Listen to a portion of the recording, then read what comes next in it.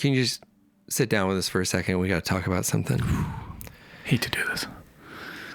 So the podcast you're about to partake in, listen to, is we lost the video for this podcast. Rest in peace. Gone too soon. Abducted, perhaps, by... Investigation ongoing. Oh, yeah. We got about 90 seconds of video on this podcast before the video cut out.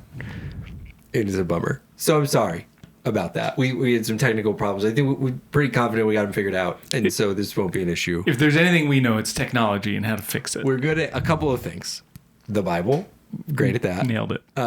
Great at Ultimate Frisbee. And then we're good at technology. So I'm sorry about that. We have there'll be like a little visualizer going. So if you're a watcher, I just wanted to start and say I'm sorry for that. And there's really only one reason we're doing this today. Maybe you saw this. Because we want you to see this. This is a big day for The Bible is Funny, because The Bible is Funny card game Volume 2 is available for pre-order today for the first time. Here it is. You may recall The Bible is Funny card game. You did another one? This is Volume 2. 200 more cards. These are 200 Bible is Funny card game cards you can play on their own. You can play them with version 1, Volume 1. Like, it's happening. Everybody that played the card game, Tim, was like, card game's so fun. I love it so much. Oh my gosh, changed my life. I wish there was more cards, though. Yeah. I wish there's more cards. Yeah. Now, there's double the cards with Volume 2, so you can pre-order it today. We end up talking about it on the podcast, but like I said, we lost the video. You got to see it. You couldn't see it. It's right here. There it is! Bible's card game 2, Bible game. Bible's Funny card game Volume 2. Check it out. Thank you for watching the podcast. We love you. And we're going to get the video back up and working real soon. So good. The sound in here is what's good.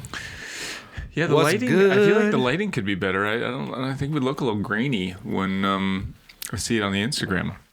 Oh, you do? Or maybe that's just my face. Maybe that's how my face looks. Now, your face is not in HD. You know that, right? It's a standard def. All of our faces are standard def. Just the rest is high def. Are you going to... You're setting that somewhere far it's going away. Good God. I can hear it from here. Kids in Milwaukee can hear it without the microphone. You're so stupid. That's what I do for you guys. I chug my coffee so you don't have to listen to me swallow it. The Human Torch was denied a bank loan. We didn't do any of our vocal warm-ups. I like the music from this movie. You ready? You feel good? Yeah. Let's do it. Oh, we already started. Shoot. We started. Hi, everyone. Welcome back to the Bible is Funny podcast. And there's music. Always got music. We have the intro music is. It already happened. It's very dance oriented. Mm-hmm. Everybody always gets up and dances. Everything is dance oriented. It can be. The Bible.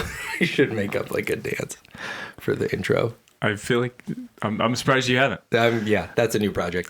Speaking of dances. Okay. Oh, sorry. Hi. Hey, welcome. Hey, over here. That's Tim. I'm Anthony. Go ahead. No, I was just thinking because I was on my way over here and I hit the playlist and it was like I just didn't want to think about it and it started playing. I just picked a playlist and it said like your likes or whatever. I go, yeah, I put it in there. Yeah. And the first ones that popped up were songs that my daughter and I have just recently talked about that she put on my playlist. Okay.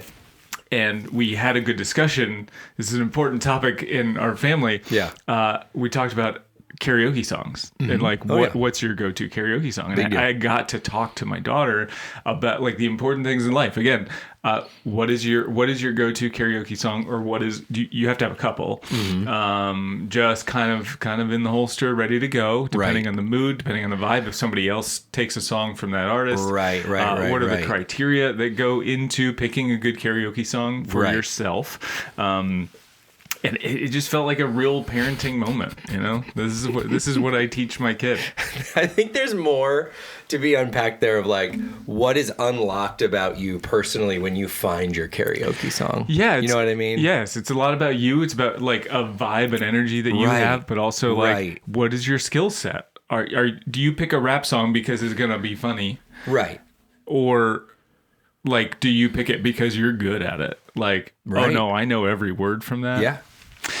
There's a lot, and we talked about like, you know, musical interludes and like, if there's an electric guitar solo, do you do the guitar solo yourself? Do you act it out? Mm-hmm. And there's a performance element for sure. Oh, of course, I mean the whole thing is performance element, but like, what do you prefer? Is it something funny? Is it something crowd engaging? Just a lot, and it just feels so good to be a parent in this way. I feel like I could just picture like a retreat, and you're doing a lot of time in like meditation and in quiet times and moments, and then eventually, and there's like weeping when you're like, "It's Miss Independent by Kelly Clarkson." And you're like, "I knew it when you walked in, but I'm glad you know it now."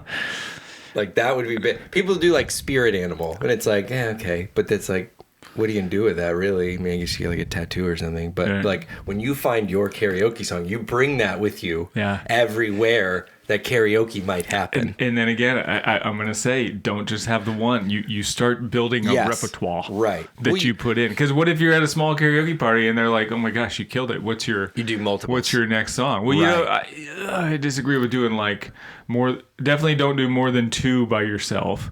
If you're killing it, do 1 or 2 with your friends, like a little couple song.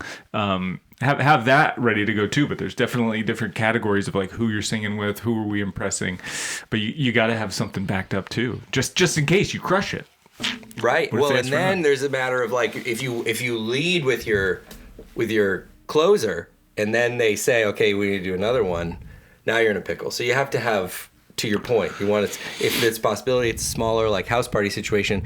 I might be doing 2. I'm going to start with my opener, and then I'm going to reserve my closer. Yeah, you're going to be asked to do 2 at a small house party, which we obviously have attended. Obviously.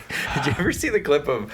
I forget what the even setting is, but it's Colin Jost from SNL, and he's not the focal point of this video, but he's singing Piano Man on karaoke style with like a microphone, and he's in the background of this video, and it just got pointed out was somebody else from SNL. Like it was some kind of SNL party, and he was completely unbothered by the rest of the room, and he was just standing there and crushing Piano Man. Like I just thought, love to see it. There's someone who knows their karaoke stuff. Well, that is important, and I have another important thing. Tell me. I'm excited to share with the people today. I'm excited to share with you today. You're moving to Hawaii. Oh, hey. The Bible is Funny, Card Game Volume 2. Cue the music.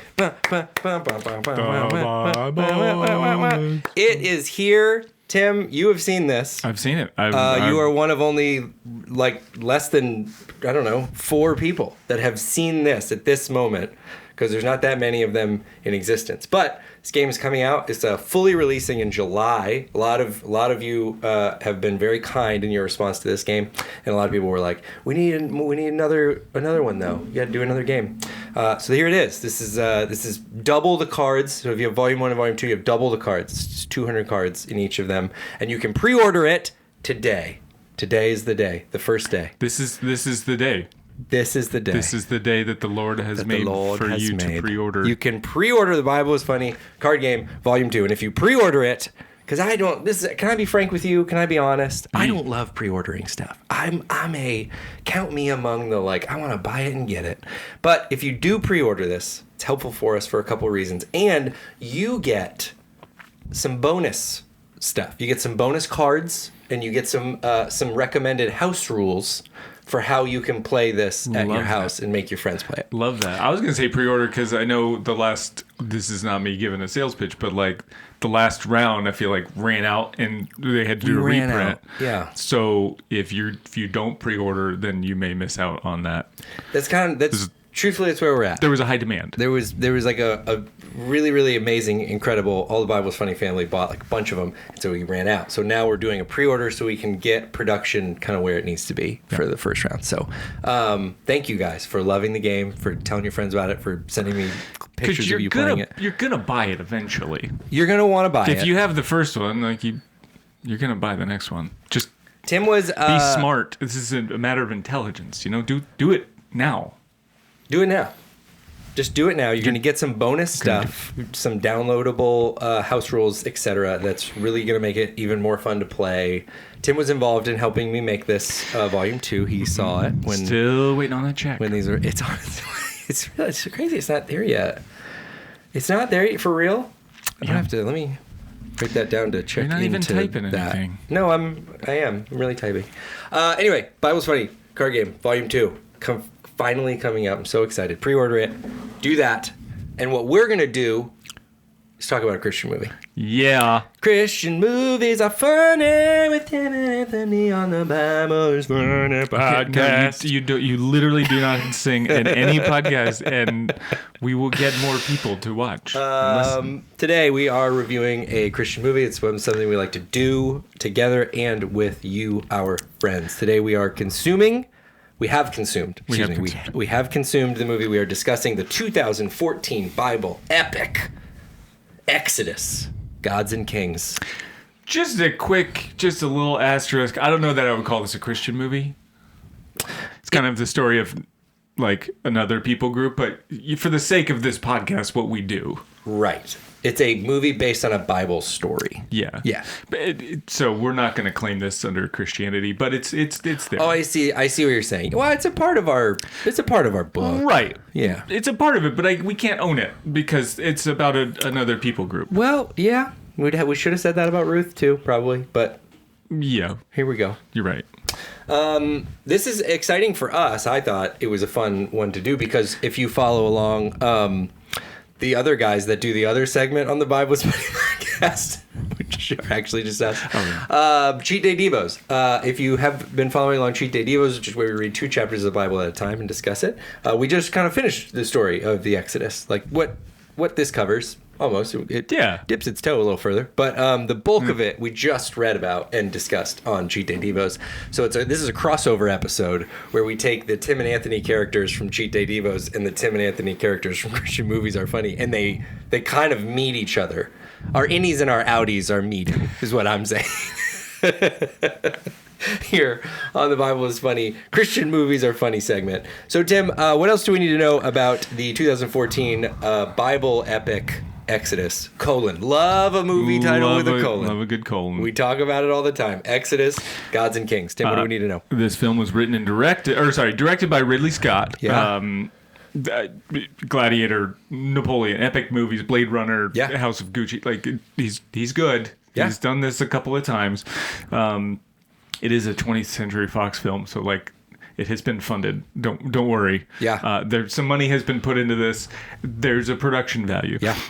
Big time. Written by Adam Cooper, Bill Collage, Jeffrey Kane. I don't know who they are. Sorry, guys. Those are the writers. Also, The Bible, written by the Bible. I know. Starring everyone. No kid, for real. Christian Bale as Moses. Christian Bale. If you don't know who Christian Bale is, you've been living on another planet.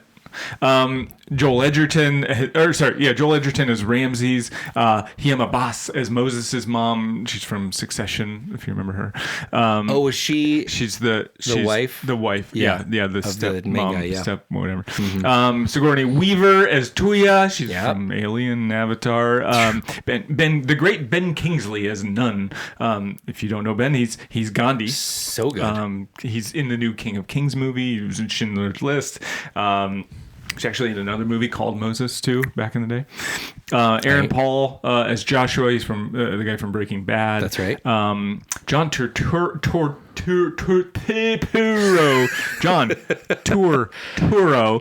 As Seti, kind of like the first pharaoh-ish. He's from Severance. So Brother, Where Art Thou? Irving. Big Lebowski. Mr. Deeds. He's very, very sneaky. That's right. And Ben Mendelsohn as the Viceroy. He's Danny from Bloodline.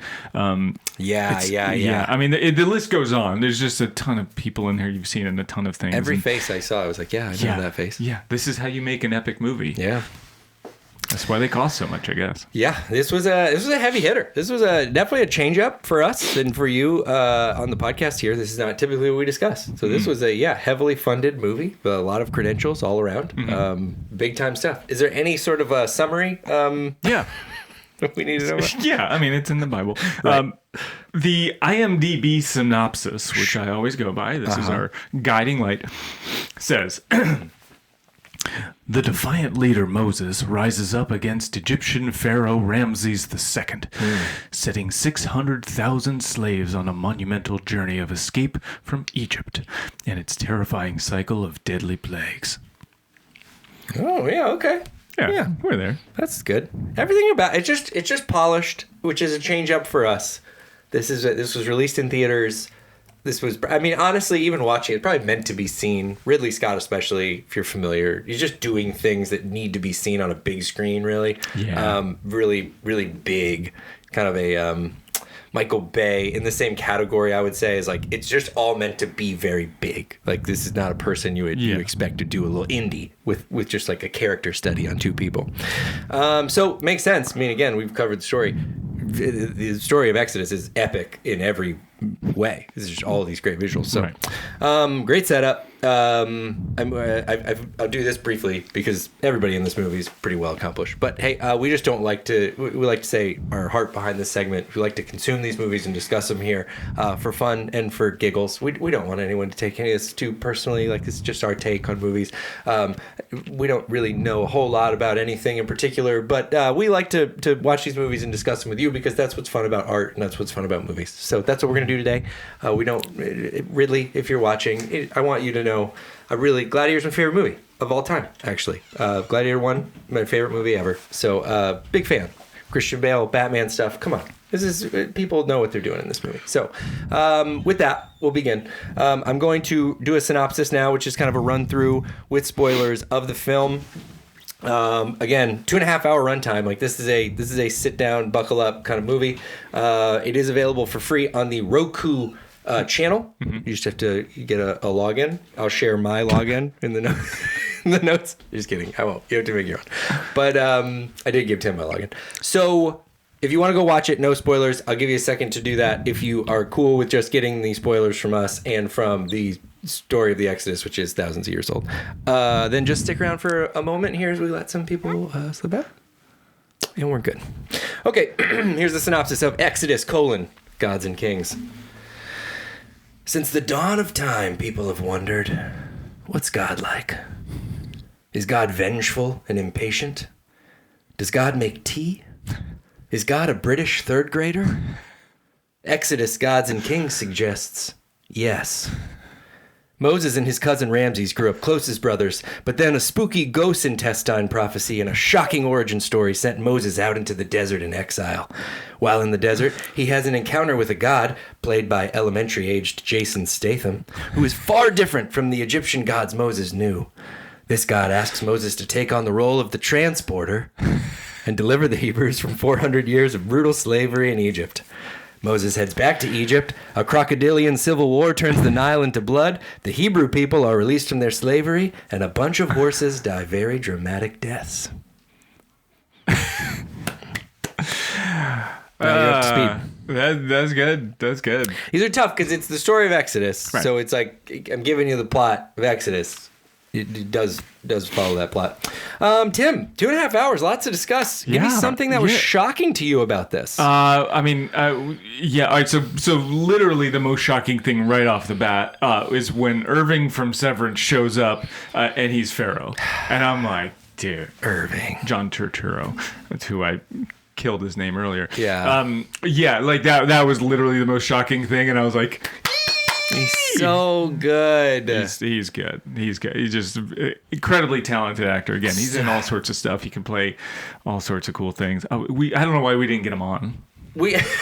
I put it out to his people. There was a conflict. Can't be that. He was so apologetic. He was like, I really wanted to be there, but he's, with Severance being a global smash hit, he's preoccupied. Yeah, no, that's early. Very early. But so that was literally the most shocking. But then there was this other like sort of meta shocking moment when I'm watching it on the Roku TV app. Yeah. And in the middle of this plague scene with blood, and there's frogs, and like people are being swarmed by the frogs, and then the frogs are dying, and this guy gets swarmed by flies to death. Bam! Out pops an ad for Downy Cozy Comfy Dryer Sheets. Like literally, that's the ad, and it's this woman. It's like, so hey, you need Downy. Oh, okay. We're getting ads right in the middle of the movies now. I don't think that's how Ridley Scott intended the film to be watched. Probably not. Kind of a little break in the action, but a nice little comic relief. Sure. Yeah, maybe he should write it into the next one. You can't help but think if that man had Downy Comfy Dryer Sheets, he probably would have choked on them and then to get out of. Why is he trying to eat them? Well, because he doesn't want to get eaten by the flies today. Makes sense. That's good. And really, I had that in my notes too. Just seeing her. I'm so deep in Severance right now. Did you finish season 2? Yeah.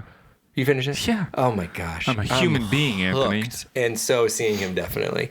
And he does have like a I'd be curious where he's originally from, because there's people that don't like, you drop him into another like location and you're like, well, you don't really, hard for me to buy you as a person from that region. Mm-hmm.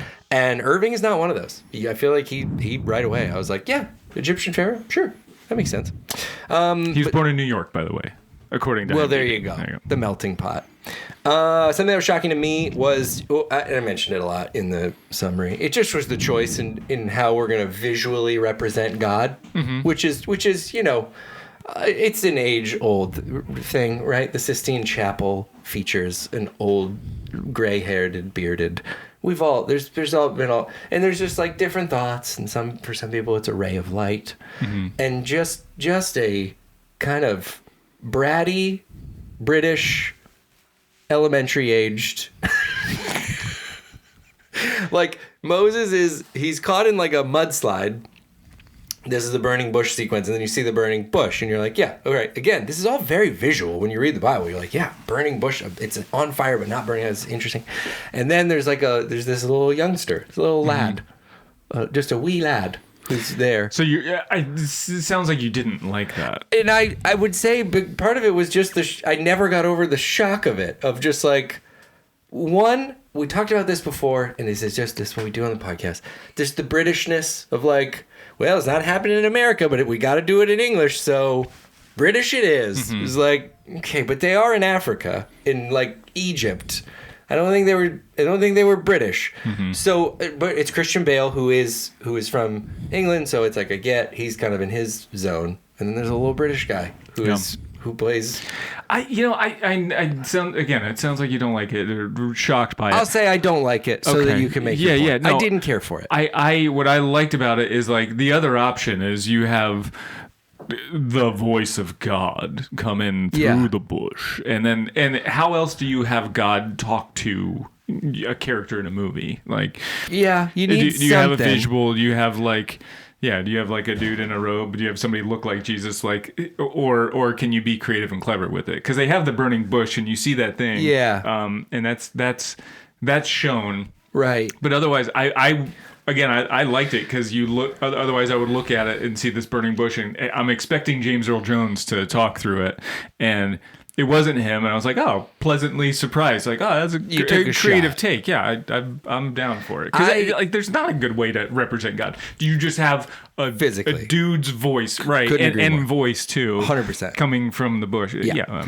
I'm with you, and I will say I co-sign on creative takes at it. I'm good with it, right? Take a shot, grab a facet of God, which is like an impossible concept to completely wrap your head around, and because in the Bible these are personified conversations. They're back and forth. Moses is talking to somebody's talking back to Moses. Right. So you want to give something. This one, to me, I'm like, thumbs up on the creativity of taking a shot.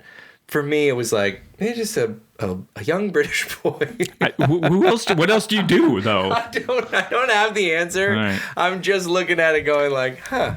all right. And then just a couple of the dialogue exchanges was even plot wise, it didn't really track for me with some of like their back and forth, which again, we've talked about on G Day Devos is a very nuanced and layered and like takes some doing to really kind of wrestle with those conversations. But the way they were depicted here was kind of like, nah, I wasn't tracking. Anyway, character you wanted to see, a character you wanted to see less of. Man, this was kind of easy for me. Sigourney Weaver. Sigourney Weaver, same. As Tuya. Like Pharaoh's wife, the original Pharaoh's wife, Ramses' mom. Yeah, like when we talk about accents and going, well, we're overseas, we should have like a British accent, or like wherever it is overseas, put on a British accent and you'll sound more refined. She was like, no, I don't do that. And you see Sigourney Weaver and you expect like this big performance and some sort of acting. Rightfully and it was so. just like, she woke up, got out of bed, and it's like, yeah, I'll say the lines, I guess. But I'm doing my American. Right. Maybe it was just it wasn't like she did something necessarily bad. It was just like, why are you even here? Why do you even have this character? Yeah. I wrote the same thing, almost word for word. Like that's what I said. And I just, if anything, I'd like to add how much I like Sigourney Weaver. Like I want this to go like, my word, she's great. She's so good. And I actually went back and looked, and she definitely changes accents. Like she has a scene with Miriam where they're all talking, and she is like got this like kind of like royal English to her accent, like a very refined English, British. And then her next scene with Ramses is straight up talking like you and me right now. Yeah. Like no adjustment to the voice. So it very much read to me like, he's Ridley Scott, he's a legend, and she had a day on her schedule. Right, she was nearby. And she'll throw on the costume, and she'll be the thing. She also was very, like, again, you talk about regions, and again, like, it's like, you had the characters playing Ramses and Moses, which looked very, and Sigourney, I can't say enough good things about, is just about as white as they come. Yeah, you don't look like you came from the Middle East. and she's they also like made Christian Bale look like Moses, right? Like Dark hair, overgrown. Sigourney was like, it just really almost looked like you plugged her in for somebody else or something, and it was like, yeah, it was rough. I hated writing that because I really like Sigourney Weaver. Well, I wrestled going back and forth between, was that the most shocking thing? Oh yeah, and was it the characters he less of? And it I again could have gone back and forth with either one, but the shocking part of it was that I expected Sigourney Weaver to be, and then I went, what? Yeah. Anyway, sorry. I love when we're synced up on our answers to questions. Cute. It is cute. So cute. Character you want to see more of? He's credited as the expert, but like the magician who explains how like all of this is working. Yeah, what was your take on that? I loved it because I like that actor. It's Ewan Bremner. He's in a bunch of stuff. He's in like Black Hawk Down and Pearl Harbor, Train Spotting. Like he's a well accomplished actor. He's got an interesting looking face and delivery when he's giving his lines. I thought it was a really good like comic relief because he's sort of, again, kind of like the magician going, oh well, see, then the water turns red and then the fish die, but then the frogs they come out of the water, but then they do need the water to live. Sorry, this is Sebastian from Little Mermaid, right? That's kind of what like this is what happened. I liked him. I liked his like just the fumbling over and trying to explain to Pharaoh, well, this is why all the things are happening. Yeah. And it's just like gymnastics that he has to go through. But to me, I'm reading that as, he's one of the magicians who Pharaoh is fed up with. Yeah. That they can't compete with like in the Bible Exodus story. Right. Where like the magicians can't keep up with what Moses and Aaron are really doing magically. And then I imagine Pharaoh is just pissed at these people and thinks very little of them at this point, just frustrated, like you guys can't do your jobs. And so to me, then I go from that story, put this guy in as one of those magicians and see him sort of fighting for his job / his life. Yeah. And so it's like, this is why they were able to do it, but it's, yeah. All right. I receive that. I received that. My character I wanted to see more of was the guy from he was the viceroy of the Hebrews. Oh, yeah. Who was the guy from Bloodline. Really good. Just good villain. Like he plays a great, like, gray at best, probably bad character. My question, it looked like he started in a like Rasta hat that had like fake dreadlocks on it, which I went back and looked, and it does just look like that to me, which I wasn't sure about. But he just played a good character, a good villain. Like he was the perfect amount of kind of sneaky and the antithesis of Moses, and that he was kind of like taking advantage of his position and these people, and he was all the bad things about power in that. I liked him. I thought he was good. Yeah. And then I also wrote down the original Pharaoh, which you already touched on, just because he was Irving from Severance, and I love that guy. I love it. Character that reminded you of me, Tim. This is our new question. All right, so so the setup is when Ramses gets saved by Moses in battle, but they tell the story differently. To make Ramses look like he was saved by the gods and not by Moses. Yeah. And so they're in. So then what happens practically is they sit in this room and there's sort of a review meeting, and they're going over the notes, just to make sure the history is down right. But as you would guess, they aren't writing in words; they're writing in hieroglyphics. Right. And so out shows up this meeting room, this like post-mortem on this war that they just had, or battle that they just had, and they're all sitting in the room, and it's Moses and it's Pharaoh and it's Ramses and all a bunch of people around. It's sort of the review board, and this guy displays his PowerPoint of all the hieroglyphics that he's drawn, and it's very detailed. Right. And he's like explaining the story of what happened, and he describes the drawings, and he's going through step by step, like interpreting. And Pharaoh goes, "Stop! Is there anything you'd like to rephrase?" And he looks to his son Ramses, and is like, "Would you like to rephrase this?" Meaning, like, he didn't admit that Moses actually helped him out, and it wasn't the gods. And everybody, I feel like there were more people in that room that kind of knew the real story. Yeah. And I felt like you, but like everybody just stopped, and I feel like everyone there was Anthony, because they understood that probably what it was going to do if they corrected the story was make a lot more work for this guy who just drew all these hieroglyphics. And he just detailed them all. And it's just a lot of work to redo those drawings. Right. And it's not just a simple click and a PowerPoint nowadays. Like, he's got to redraw all this stuff, and it's got like woven in or whatever into the cloth that he's got on there. And then I think everybody was like Anthony and going like, "Yeah, that's good. You're good. I think he did a good job, bud.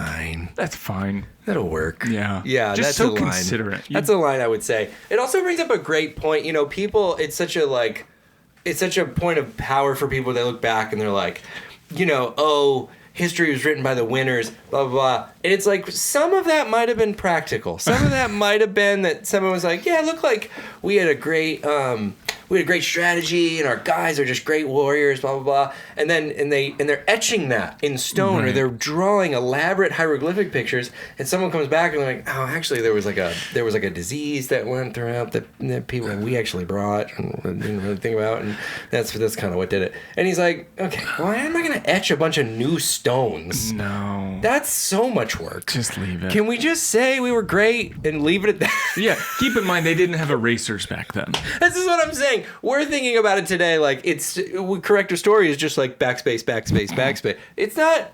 The guy did all the pictures on the wall. That's so much work.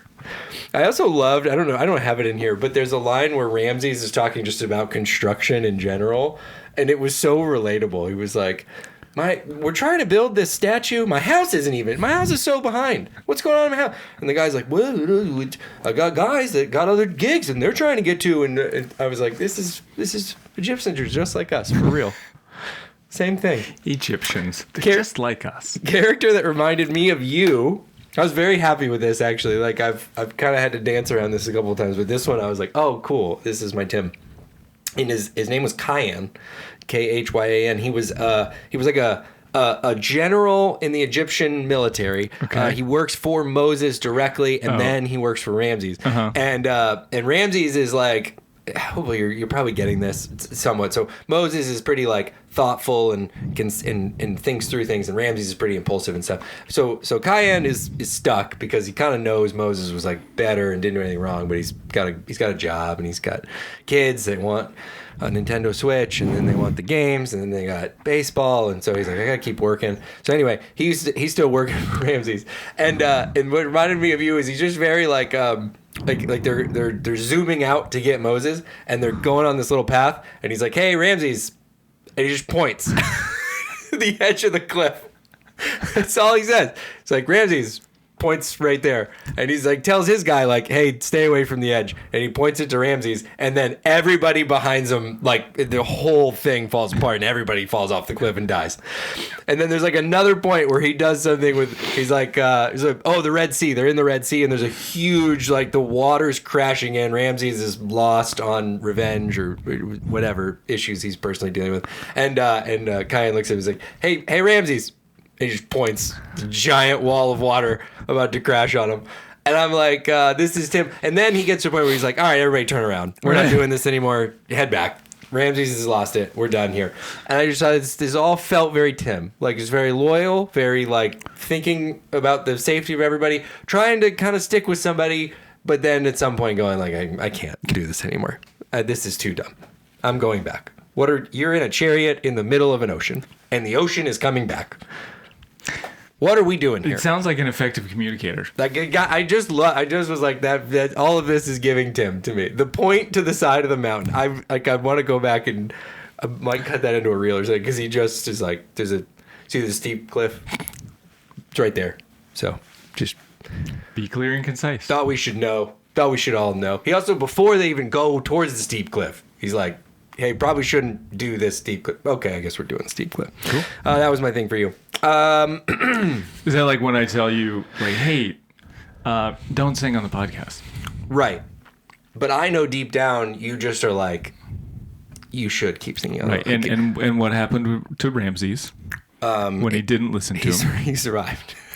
Somehow. Spoiler alert. He survived. He did not. He does. He's on the beach at the end. Oh, yeah. In all of his armor, in the middle of the ocean, as a tidal wave hits him. Low point, Tim, for you. Okay, so this is a big part. It wasn't like a low particular point, but this was kind of an in general thing. I felt like the movie was missing sort of the magical elements of what this story is, like what has been so endearing about the story for so long. Why, obviously there's a bigger meaning and a bigger truth behind the story of Exodus and of the Exodus of the of these people, and there's something bigger going on there. But we like the story, especially as like kids and stuff, because there's a magical element. Like Aaron throws his staff down, turns into a snake, and then it eats the other snake, and then there's also a at least in the way that we have interpreted or understood the story, is that like Moses was pretty actively involved with God. Like, it wasn't, he gets an order from God and then he does the thing. And so Moses has a little bit more, he's more almost more, not agency in it, but he's doing more to make this thing happen or demonstrative stuff. Uh-huh. And so then there seems like these, like, again, it seems like magic kind of tricks, but these cool magical moments. I mean that not like, again, I'm not saying God is magical, but like, you know what I'm saying. I get it. Don't criticize me and send me to the bad place. Me right now? Yeah. So okay, then when the Nile, you mentioned it in the intro, like when the Nile, it turns into blood. Uh-huh. And they sort of say it practically. This is what happened. This sort of feeding frenzy of alligators and crocodiles eating people, and then everything turns into blood. Like I get that as a creative interpretation, and that like the crocodiles sort of were magically told to do this. But in reading the story, like you've got pots of water that turned into blood in their house, right? In their houses, yeah. Like that to me is pretty wild. And that's part of the magic of the story. Right. And so, which is like trippy and scary. And then like this idea that like at the end when you see it's just weather holding back the sea. There's something that I have always liked in this vision of Moses, like holding out his hand, as it says in the Bible that he did to like keep the waters parted. And I almost wanted to see like it was like physically taxing on him to do this. And it almost just seemed like God was doing all this stuff. Yeah. And Moses kind of was somehow managing in like a Michael Scott kind of way, and he gets his way to the other side. He's like, whew. Everybody's like, you don't know where you're going. Yeah. And I wanted Moses to be more of a commander instead of the like Robin Hood that he was for a while, just getting people sort of into the Exodus. I couldn't agree more, and I don't. We just went over this in such great detail. So if you're following along Cheat Day Devos, like we go through 2 chapters very slowly. It took us like 2 years to get through Genesis. So it's like we just looked at all the details and we just had fun with all the details. And so I did feel a little nitpicky on like, yeah, man, like it's not, I get what you're trying to do, like you say, but then I have other issues of like, I get what you're trying to do. You're kind of trying to say, well, this is what happened. This is what's recorded. Here's maybe something that kind of contribute. But then it's also like, I'm sorry, like God turning a whole river and all the water into blood is to me like not a lot. Like if you're leaning on logic or like, let's get to a logical place, a bunch of do you know how big the Nile River is? Right. Like a bunch of crocodiles started attacking each other and the Nile River was all like, right. It's actually, you didn't help. To me, you made it further because now I'm like, that's washed out in a day. Mm-hmm. Like that's gone. And definitely to your point, like just kind of just like, it felt like you gave it a shot on the story and there was some creative stuff. I'm getting to kind of my end here, but it was just a half step of like some of the dynamic stuff going on. Yeah. Pharaoh is like responding to all the plagues in this, like kind of like, nah, they're just frogs. Like, I don't know. It's like he's dealing with it. And the biblical telling is like a doubling down of, and I think it's really, and not to get a little bit of a soapbox, but I think it is the story of how people in power do not want to let go of that power. And that to me is like a key part of this story is like, he is completely abusing this group of people and will not let it go. Like will not let. Mm-hmm. And that is like the deep story under all of this, as opposed to like a bunch of crazy things happened in Egypt, which is like kind of what this was giving me, was like, wasn't that wild, the frogs? Right. I mean, if they're, I'm glad they didn't also go with every plague, every back and forth, yeah, sure. And then every magician does the thing. Like because we have discussed that in the other podcast or the other segment, that it's a lot of back and forth. Yeah. And then Pharaoh did this, and then God hardened Pharaoh's heart. Same lines. We don't need to do that. We can skip some of that. However, in this, well, all right, I don't want to jump into that. Right. I want to jump into my end. I know. This is sort we of got way like ahead. that. We'll talk more about that later. Let's just do low points. I have 2 I want to talk about. One was a dialogue exchange between Moses and Zipporah, and he's talking to her. He's had this, I think it's post meeting with trial Jason Statham, and he says to her, I haven't been honest about who I am and what I've done and what I feel. And he's like cracking open like a egg, and like and Zipporah's response is, feel about me? It was just a classic. No, this is actually not about you at all. I just said I haven't been honest about me and who I am and what I've done in my past and my future, and the response. And me? And how is it related? I mean, it's a fair me? Question. If I don't know what's in your head, you talking about me? Because I'm going to get out No, now. Zipporah. No, this is not about you. Not all about you. And my second one is dark, and I apologize by starting it. But there is like, so they get into this, again, it's a movie, they're doing this stuff, and the death of the firstborn happens, and it's heavy. Like, I got kids now, I can't watch this stuff the same. But they are in Egypt, and Ramses has a kid, and they make a little mummy baby. This is not funny at all. But it was just so clear. It looked like a decoration from Home Goods. Like it just was like on Halloween. Perfectly mummified, like perfect. Like it just looked like a Halloween decoration. It looked, yeah, sorry. That they were now acting around all for like several scenes. And I was like, y'all, that is That's from Home Goods. I know you bought that from Home Goods. It looks like one of the outdoor decor things that you'd put up that would be like, oh, I've got a little wiener dog that is on the front lawn, but he's a mummy. That's exactly. And it's all wrapped up how you would expect a mummy wiener dog to be wrapped. And That's exact. And I was like, I feel bad because they really did some emotional stuff here. And I can't stop giggling about this prop because it's not a good prop. No. It's a bad prop. No. It's the way that it was just like, it wasn't, the arms were up. It was killing me. Right. Like if you flipped it over upside down and put it on the lawn. This wasn't right. There's my decor. It wasn't right. Oh, sorry. That was my low point. Give me a high point. High point, just the star-studded cast of it all. My gosh. Like yeah. Everywhere you looked was a solid actor with a history of success and someone you recognize right away, and Absolutely. they delivered their lines well. Like.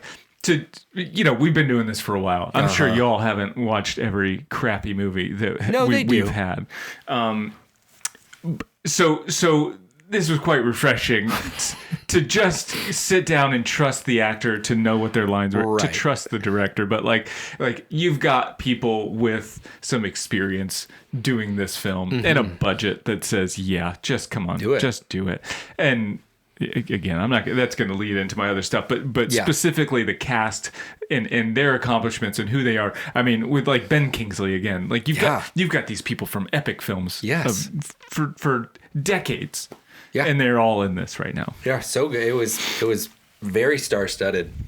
My high point was Moses is sent into exile into the desert, and he is trudging along, and he's running out of water. Typical, you can imagine, if you haven't seen the film. And his horse dies. Oh. I'm real dark in my section today, so I'm sorry. Yeah. His horse dies. The most beautifully acted cinematic death I've ever seen an animal deliver.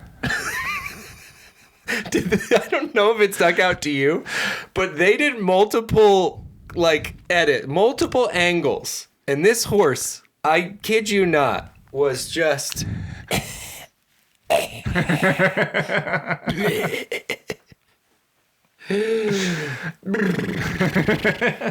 and it was just beautiful. I was like, who trained that horse? Deserves an Oscar nomination at least. But they couldn't train it to like fall on the ground slowly. So like he's on the horse, camera goes to him off the horse. All of a sudden, camera, you hear back to horse, and now the horse is doing his acting. It really was so. I mean, I bet the set was weeping after he stood up and took a bow, because that was an impressive horse death that horse delivered.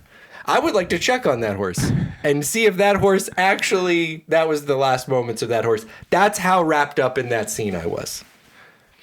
That's my high point. Fair enough. There was a lot of stars, and it was easy to choose another high point. I want to be clear about that.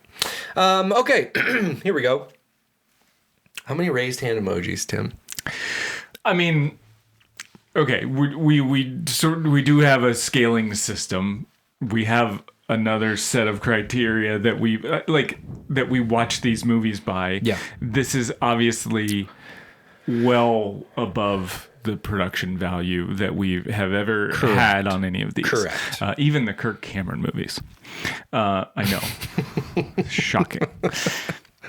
So the production value alone, I mean, it's fives. Like you got to watch it. Like it's worth watching. However, if I'm going to be critical, which I can, and say like this isn't, if I'm going out on a regular night, if I'm going to go watch a movie, like this is. It did miss some things for me, and in this story that had a potential to be so epic, and it is so epic. I almost thought like they should have chopped some stuff out of the end. Don't get into the 10 Commandments and the tablets. Agreed. Like they make it through the parting the Red Sea. Have that be the dramatic thing and make it through, and then part 2 is the rest of it, because there's more that happens afterward. Plenty more. But it was like they tried to skip and like add some of these things in and get some. We can add this and do this and put the tablets, and then they're all grumbling, and then maybe we can get the statue they're gonna build with the gold, and God's mad. Right. And like, no, you can maybe cut that out and actually got into some of the more of the magic, like chop that from the end. Don't try to rush that in and squeeze it in, and maybe stick to more of the stuff that happened prior. Like do some of the more magical things with the Aaron and the rod. Like there also wasn't the story of Moses and Aaron and like his reluctance to jump in, and I don't know. I felt like it was missing some stuff there. Yeah. But for this podcast, it's a 5. Go watch it. Don't. Yeah. Have a good time. It's entertaining. Yeah, a bit at the end where they kind of glance down and they see the golden calf being built. It's like a little wink if you've read ahead in the Bible. God looks at Moses and says, "It's another god down there, isn't it? They're building another god, aren't they?" He doesn't say that, but that's what he would have said. Couldn't agree with you more. I mean, really well said on a lot of that, right? So that's what I'm here for. I've sidestepped. Typically with my portion of this, I'll say like, hey, what's a fun, like not good movie to watch? Like if you're in the market for a B movie, this is not a B movie. This is an A movie. One thing about Ridley Scott, I do respect his work a lot. It's just always, he's very considerate of the viewer, I would say. Every time you watch a Ridley Scott movie, you're like, that was just easy to watch. Like that's get some popcorn, and Ridley Scott movies are fun to watch. It is that. I would have, to your point, if you're comparing to past movies, of course it's a 5. This is very watchable. This is fun. It flows. Lines are delivered right. It's not like huge plot holes. It's good. As somebody who just read through Exodus together, and you did too if you follow along, Cheat Day Devos, I also completely just agree with what you said. I think there were some things. Moses is pretty self-confident. Like Moses at one point yells at God, if you think this is going to humble me, it's not. And again, when you just read the story about somebody who did not want this job, and not because he thought it was hard, but because he didn't think he was qualified for it. Like he specifically says, in me, I can't do this. Like I'm not sufficient for the task. And then I definitely think what you're getting at that I felt was missing was like, this story's so interesting to me because of the we're using the term magical here. Don't read more into that. Like just the supernaturalness of it. And that, like what I love, it's not just God being supernatural. And that was completely cut out of this, which was a bummer to me. Right. Because it's almost like, to me, the meta story going on is like there are these oppressive, like forces of power that exist in the world today. And actually, there's some supernatural stuff that does support that crap. But you're getting introduced to this supernatural deity in God that is in support of people being liberated from stuff like that. But it's naming in the story in the biblical telling that both are supernatural forces, and that at one point the Egyptian magicians get outpaced, like 3 plagues in.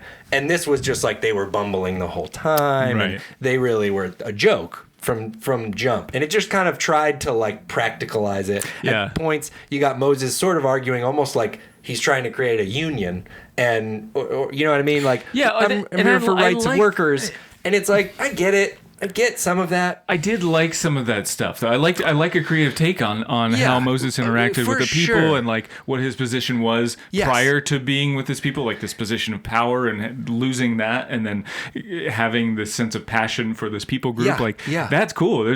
Like Moses was more heroic, and that's a fun creative take to it. But yeah, I think there's just a couple of other missing pieces. But go watch it. It's 5. Go enjoy it. Like it's entertaining. Fun watch. If you like the Bible and you like good storytelling, like you're gonna like it. And again, I think I'm not opposed. Like I think this is the best way in some ways to consume the Bible, is have people go like, oh, I wonder if it might have been like this, and then you go, oh, I don't think so because of this. Like that to me is like, that's the way to do it. Like that's the way to go at it like that, and go like, oh, I like what you did here, but I don't know if this is quite right. Certainly some interesting stuff inherent to the story, right? Moses is going to feel some kind of way about Egypt. He lived there for a long time.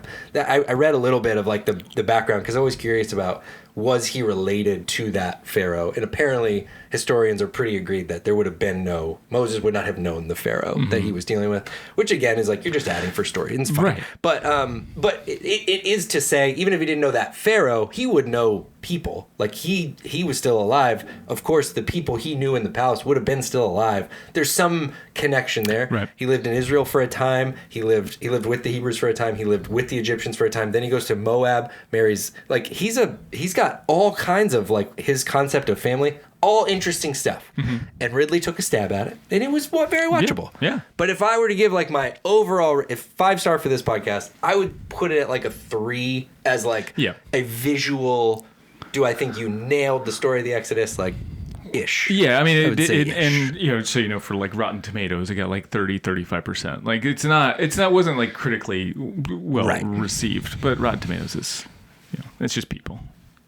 It's all just people. That's the secret. And that is Exodus, Gods and Kings. Gods and Kings. Or need a general. Or you a general. That was my impression of the... I was waiting for little God to pop out when Moses was being Robin Hood, and he'd go, "To the trees!" It didn't happen this time. Did gold paint you? When are you going to do that play, God? Tuesday. I'll be doing it on Tuesday. He even had the Jason Statham shaved head. That's what I was very like, that's Jason Statham when he was a kid for sure. Hey, that is the movie. Thank you so much for coming along on this ride. This was fun. I like the crossover between our two segments. Yeah, our universes that were parallel. Yeah, that's right. And just when the cameras go off, we'll sever back into our other selves. Hey, love you guys so much. Again, Bible is Funny Card Game Volume 2. This is what it looks like. This here. It's coming. So go pre-order. I'll put the link in the show notes for how you can do all that. And send us your movies. Send us your Christian movies. We want to know what Christian movies you've seen, what we need to see. A lot of you are very concerned about runtime for Tim. And he got through a 2.5-hour movie on this podcast. I mean, it was like a major motion picture. But like, you get what I'm saying. 2.5-hour Ridley Scott movie is not... Yeah, that's not the same as an hour and a half of watching DJP. Same. Send us your movies that you think we should watch next. And we love you so much. And we'll come back here with another episode very soon. Okay, later. Bye. The Bible.